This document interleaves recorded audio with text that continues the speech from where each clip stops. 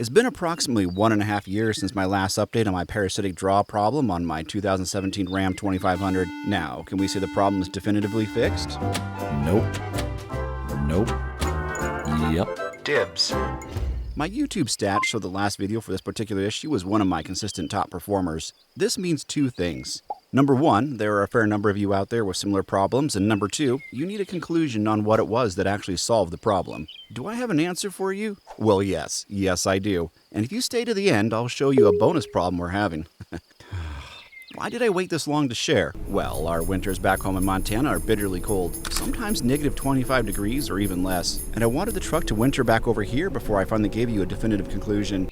See, the problem seemed to crop up more when it was cold, and since we were full-time RVing in warmer climates since last we checked in, I couldn't be confident that we had this solved. In fact, this past winter, I only drove it once every 1 to 3 weeks, and it never had any issues cranking over and starting right up. But my story is a bit tricky as we're actually battling two problems at the same time. Here are all the things I tried fixing. All these are likely culprits. Here are the two things that completely resolved my parasitic draw. But hang on, let's whittle this down to a single answer. I cannot draw any other conclusion besides the battery being the ultimate fix. Now, that's too simple. Why the battery?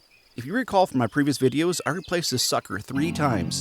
2 with ones from AutoZone and once with the genuine Mopar brand from the dealer. After that, voila, it worked beautifully for the next few weeks. But then deep in the Six Rivers National Forest, while we were hunting for the famous Patterson-Gimlin film site, the truck went on a no-crank scenario. Just the dreaded click of relays and solenoids. Panic set in because the sun had set, and, well, there might be Sasquatches around here.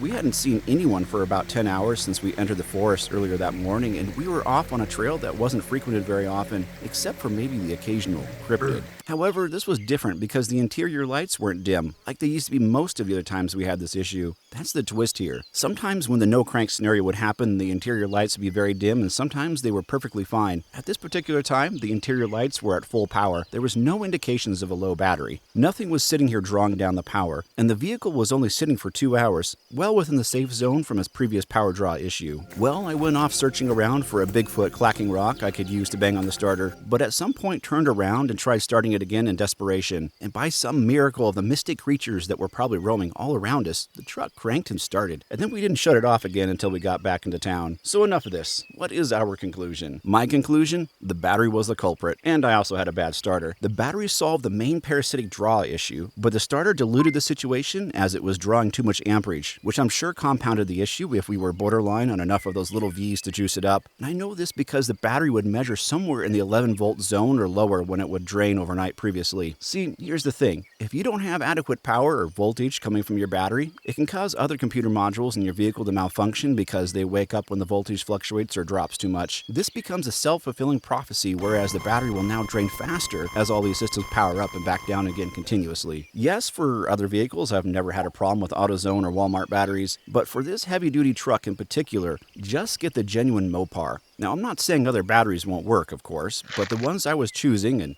even though they technically tested out just fine, didn't have the same output. My regret is that I don't remember the voltage output of the AutoZone batteries, so I cannot compare them to the voltage output of this battery. So there's your long-awaited conclusion. If you're having similar symptoms as I have in this series, maybe try the battery first, then start with your parasitic draw test with a multimeter. Also check the starter amperage draw just to ensure you're not barking up the wrong tree somewhere. There's plenty of other videos with highly qualified auto technicians that dive deep into some of these common problems. I'll link to Pine Hollow Auto Diagnostics channel in my description below. He was digging deep into a similar problem for a customer's Ram and found that the rather expensive HVAC module on his client's vehicle was bad and causing the parasitic power draw. Excellent troubleshooting in Diagnostics. You just never really know until you buckle down and get started. Now, if you made it this far, I have a bonus. I have a new, well, old electrical problem. Something is wrong down here as I'm getting a B0020 code. When the light is on and I'm driving, I can reach down and wiggle these wires with my hand and the SRS light will go on and off. Preemptively, I already cut out that ridiculous yellow harness down here and put my own connectors in. But apparently that's not where the problem is. I need to investigate further as this problem is intermittent and keeps setting off the chime, sometimes multiple times per vehicle trip.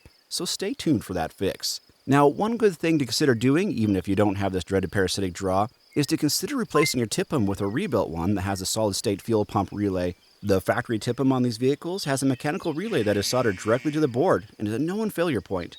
For a video on that install, click right up here. Meanwhile, thank you for watching, my fellow Squatchologists, and we'll see you next time.